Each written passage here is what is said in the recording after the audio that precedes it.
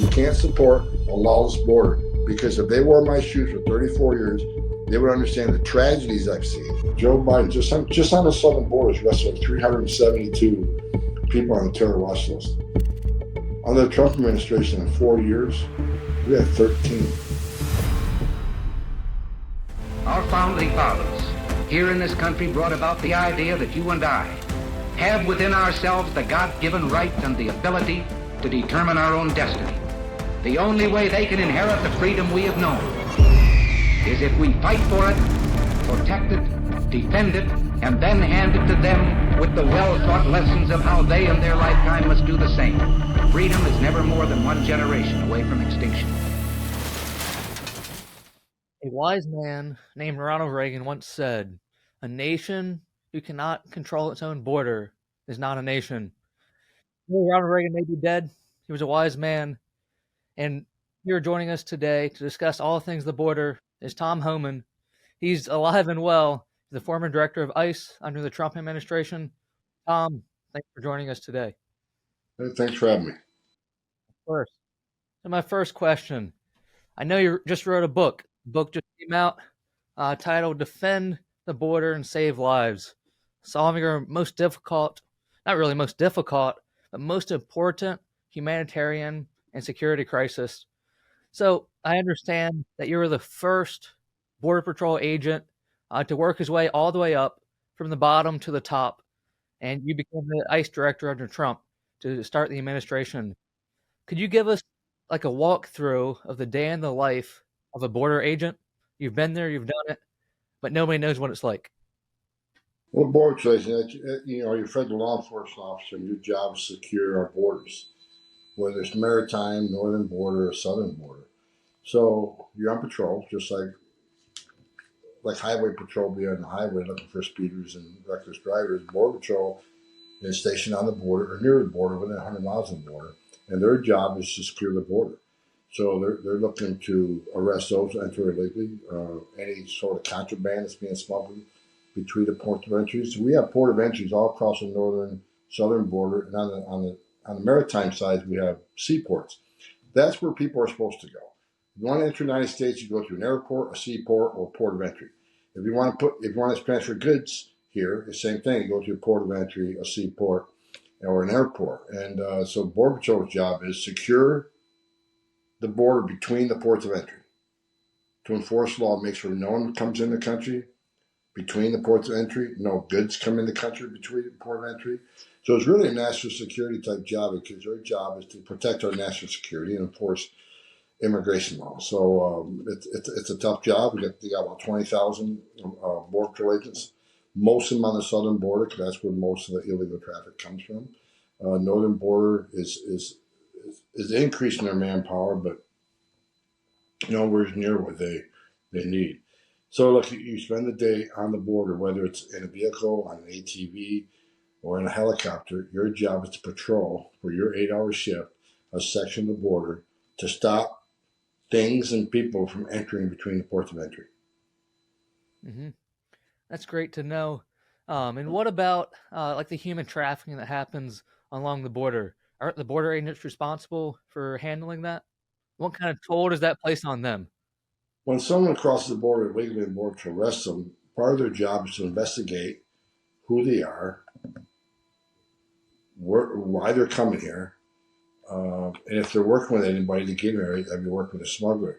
One of the questions they ask, they try to ascertain if they're a victim of trafficking. That's more specifically, it's not always, most time if it's a female or a child. A lot of questions are asked about who helped you come here, where are you going, why are you coming, because that's where human trafficking is encountered in the field, and most of the trafficking victims are females and children. So Border Patrol does a deep dive interview with them and try to ascertain, are you a victim of trafficking or not? If they're victims of trafficking, they got certain rights.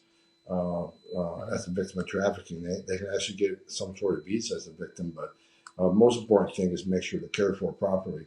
So, sometimes you don't find out on the border. Sometimes, they lie good enough, or they fool the Border Patrol agent. The Border Patrol agent only has a little bit of time to do the investigation, so if you can't prove they're a victim of trafficking, and they get released into the United States either with an NTA, meaning they got to see an immigration judge to plead their case.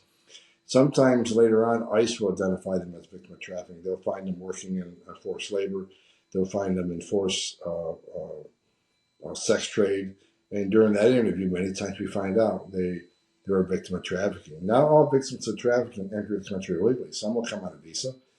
But again, we don't know they're actually being a victim of trafficking. Someone bring them to the United States to engage them in illegal activity.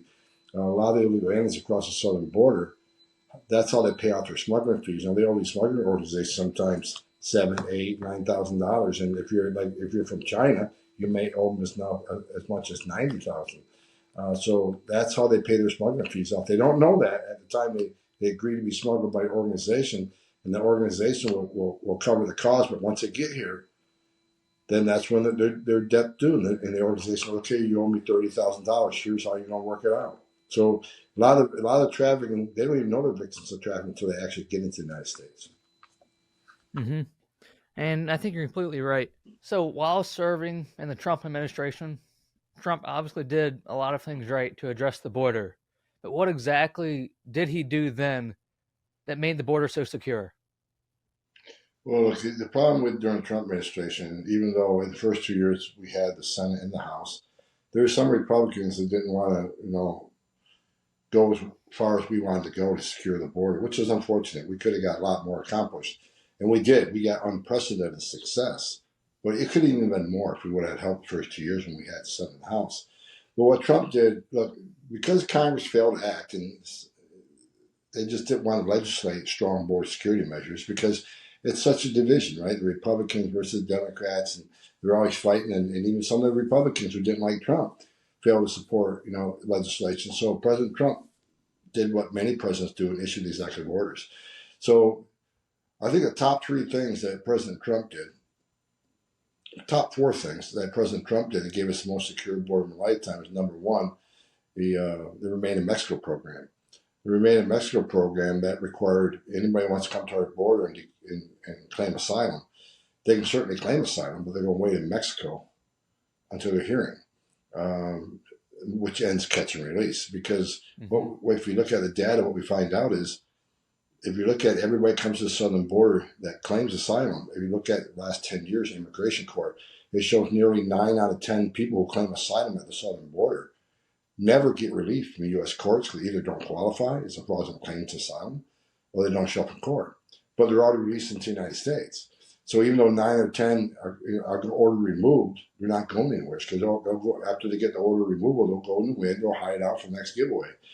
So, and if you look at the Department of Homeland Security data, it shows that if you're not in detention when you get an order removal, you only leave 6% of the time. If you're in detention, you get removed 99.7% of the time if you get an order. But if you're not in custody, you only get removed 6% of the time. So what President Trump did was, okay, if 90% are going to lose their case and only 6% leave, why the hell we keep releasing them?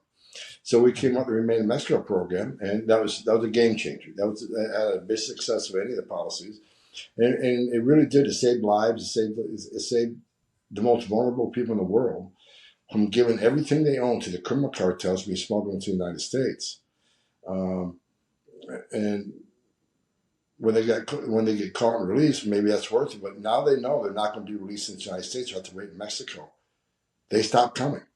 Now. If you're really escaping fear and persecution and death from your whole country, you're going to come regardless.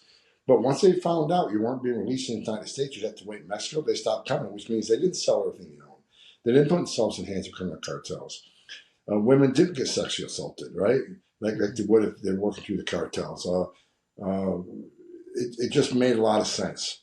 If you got a solid asylum claim, wait in Mexico, we'll hear it. And if you win, welcome to the United States. If you lose, we have to go find you, right?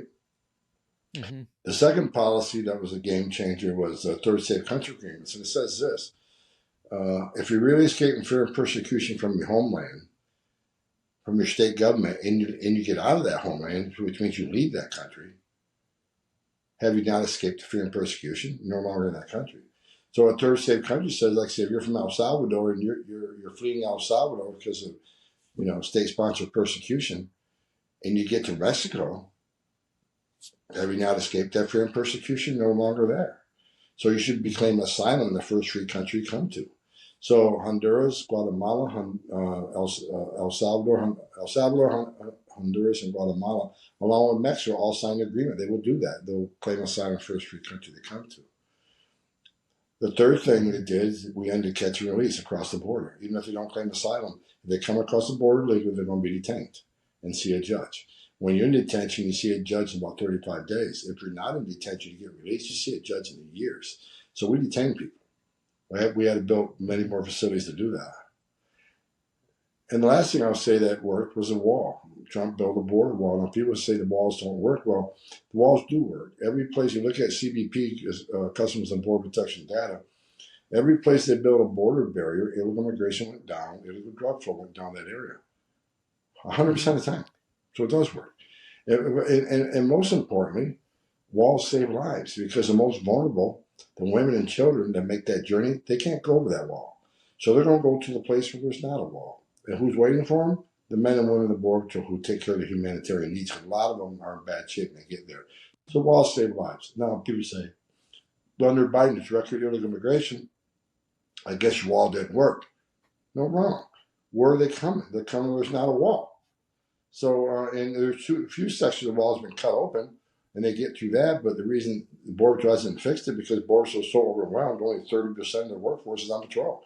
So the vast majority of people entering under the Biden administration entering with us in the wall. So those four things were a game changer. Illegal immigration was down to a 45-year low.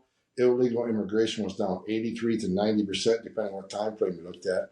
So the most successful administration on border security in my lifetime. And like I say, I've done this for 34 years, starting in 1984.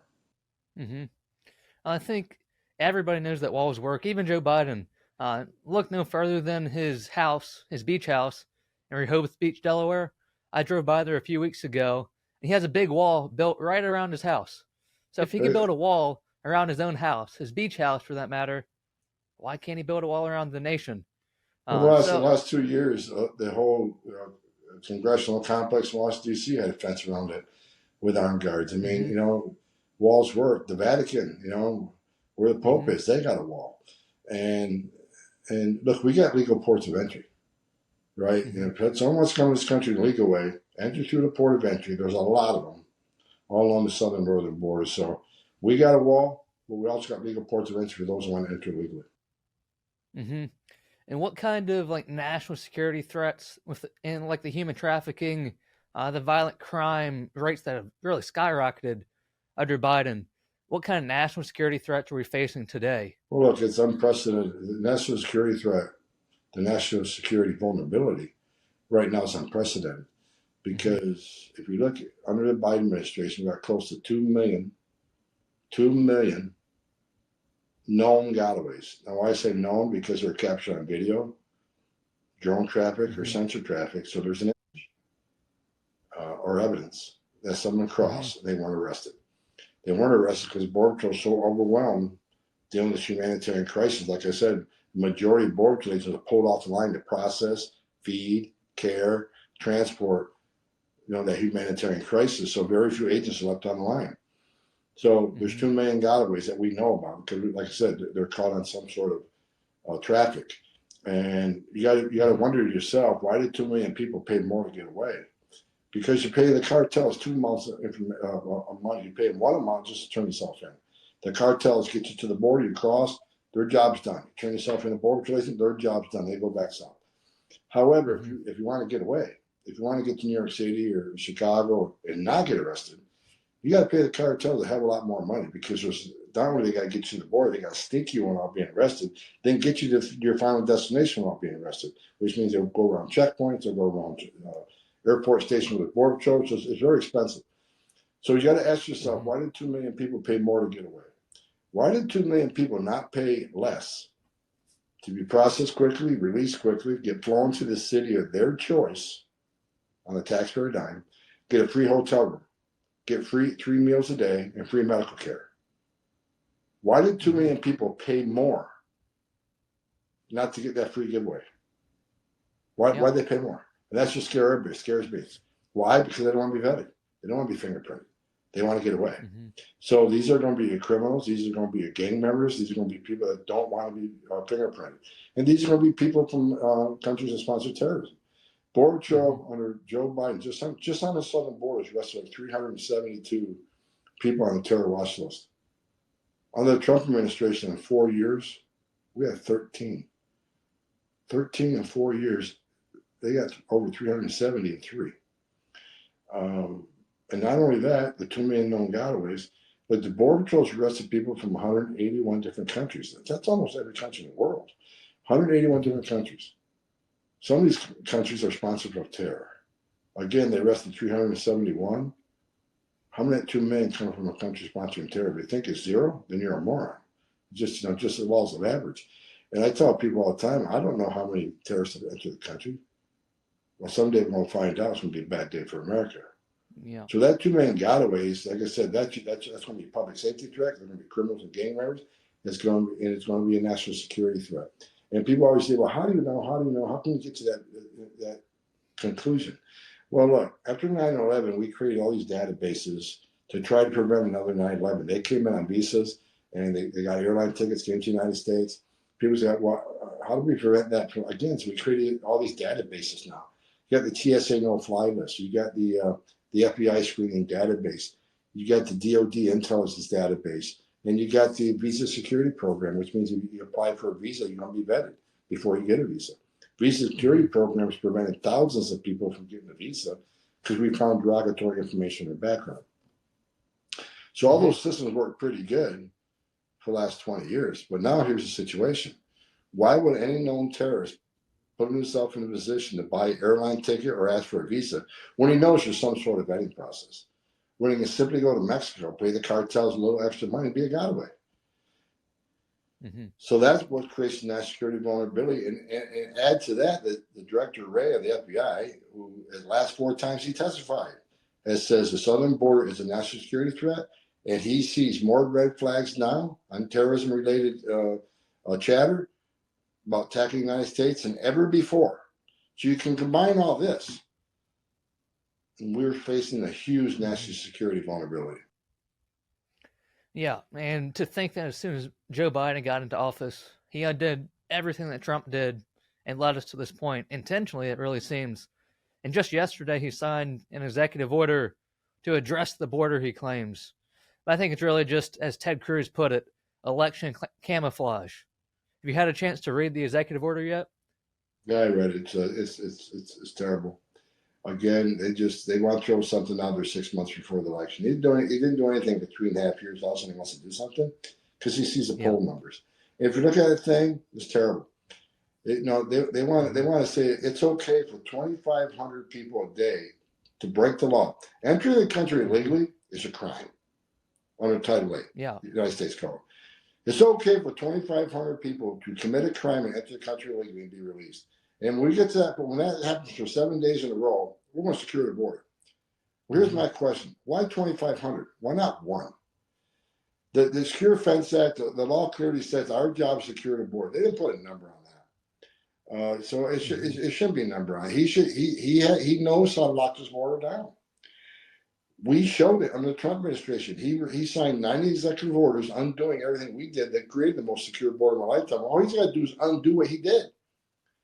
Now take your pen out and undo the damage you did back in January when you came into office. It's easy. Put the Remain in Mexico program back in. Supreme Court says it's legal program. Put the third safe country agreements back in. Why would you ever end an agreement with 4 nations about controlling migration? There's no reason for that. He stopped building the wall, and he's back to catch and release. He knows how to lock it down. He doesn't want to lock it down. You got to remember, when Joe Biden ran for president, he ran on open borders. He ran on moratorium on deportation. He ran on ending ICE detention. He ran on giving amnesty out. He ran on giving DACA out. Everything he said caused this crisis. I mean, he told the whole world, you can come to the United States, make a claim, you won't be detained, you'll be released, and even if you get order removed, which again, 90% will, the Secretary of Homeland Security says ICE can't arrest anybody for simply being here illegally. They got to be convicted of aggravated felony to be a target. So, they set the stage, and it's hurt them so bad in the polling that now they're trying to save face. But this is not going to work. It's even within the text. If you read the text of the proclamation, you still can be released if and you don't count for the 2,500. You still can be released if you claim fear. Well, they're all claiming fear. There's no, it doesn't. Children are an exception. So under the Biden administration, over 450,000 children have been smuggled into the United States by criminal cartels. Many of them victims of trafficking. This does nothing about child trafficking. Matter of fact, children are an exception. All the children can come across. No a million can come across because they're exempted from this 2,500. So that's just going to ramp up child trafficking, which is terrible. It doesn't know anything about his abuse and illegal use of parole. If you add the millions of people he's saying he's going to bring into this proclamation, then you add the millions of people coming to the port of entry in the CBP one app, then you add the hundreds of thousands he's bringing into the airport straight down the homeland.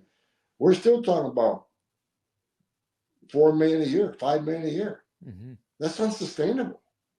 So 3 million a year, not 5, 3 million a year. It's unsustainable. It's unsustainable. And let's say they actually do the right thing and they end at 2,500. They just want to have more people go sign up for a CBP app because there's no limitation on that. Then we'll put more people in that bucket. So it's a shell game. It's a smoke and mirrors.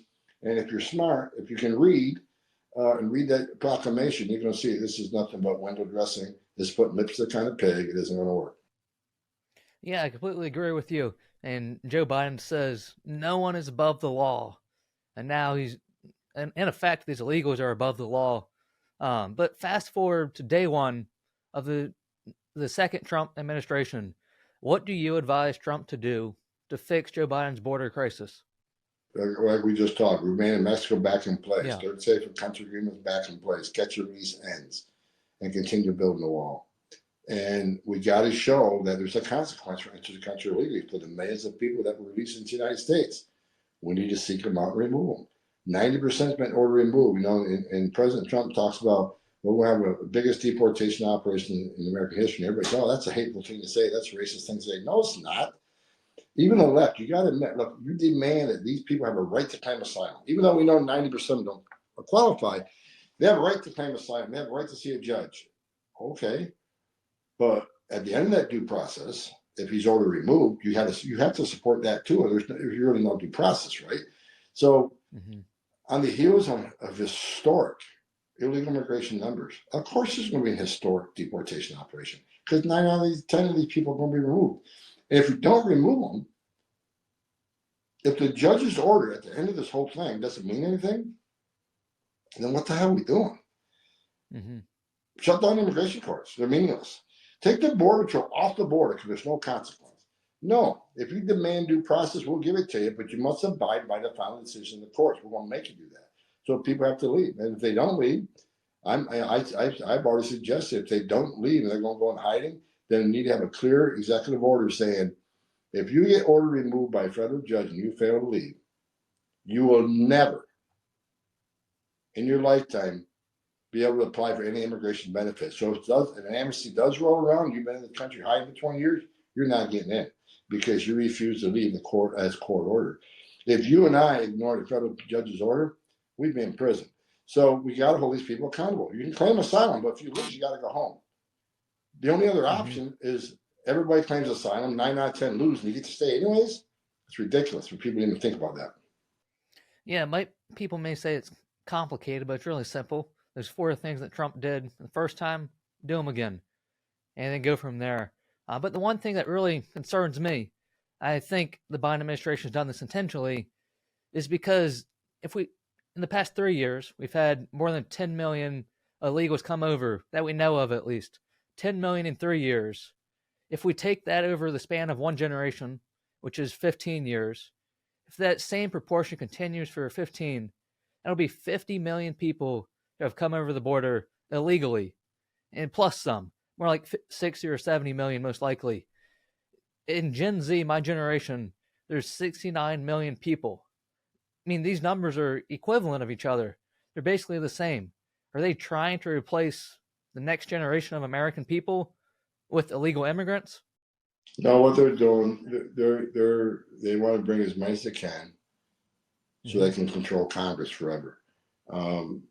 They think most of them are going to be future Democratic voters, but we don't even have to get to that place, because what Biden also did when he signed those 94 executive orders, he also overturned the Trump census rule, which means these people will now be counted in census, the next census. So the millions of illegal aliens released to sanctuary cities will be counted in the next census, which is going to result in more seats for the Democrats in the House, because this sanctuary city is a Dem-run area. So they'll control the House forever. And over time, they'll, once they get control of the White House and the Senate and the House, someday that may happen, then they're going to give an amnesty. Then they all become citizens. I mean, this is their plan. I don't think their plan is to replace the population. Their plan is to move as many as they can in here, so they can, at the end of this, they control Congress. They control what this government does. They control all the spending. This is what they want to do. There's no other reason. I mean, why would any president or Secretary of Homeland Security or anybody in Congress, Republican, Independent, Democrat, why don't you want a secure border? What's the downside on a secure border? What's the downside in less women being raped? What's the downside in less children drowning in the river? What's the downside in less Americans dying from fentanyl that comes across that border? What's the downside in less women sold and being sex trafficked? What's the downside in less illegal aliens dying crossing that border? What's the downside in criminal cartels making billions of dollars less? What's the downside in less non-suspected terrorists crossing the border? There's no downside, but there is an upside. They can control the government forever, and that's your plan. Yeah, the downside is they lose power. How long do you think America could, or really, if, survive on the same trajectory that we're on, with them gaining more power and more power? We can't. Look, I'll tell you right now, Congress. If they get 4 more years, we're done. Yeah. We already got, I agree. He's done to our border right now. As a guy who's spent 34 years in this on the border, I can tell you right now, it's going to take a decade to get control of this thing. We can lock the border down, then we got to worry about all the people here.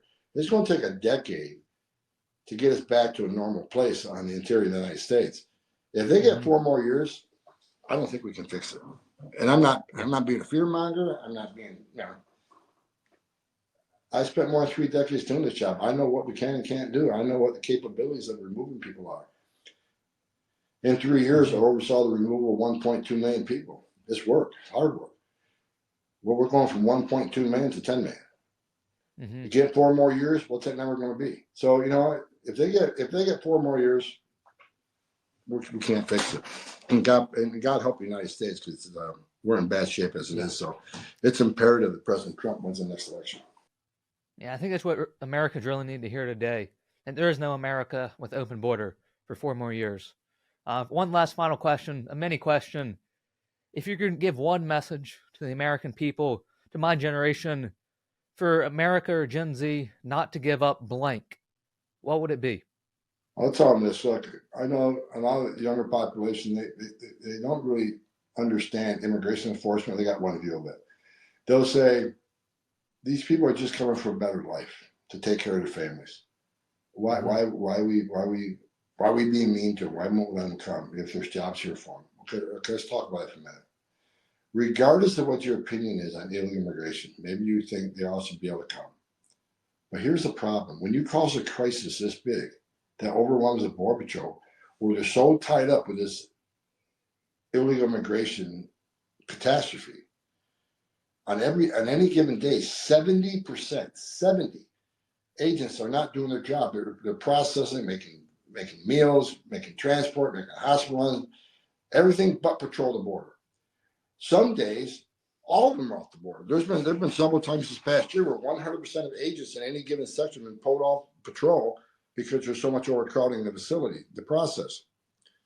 When you cause a crisis this big, even though it's just sheer, just illegal immigration, like a lot of people think about, it pulls the Border Patrol off the line. What happens? That's when the fentanyl comes across that killed 140,000 Americans. Fentanyl has killed more Americans than every terrorist organization in the world combined.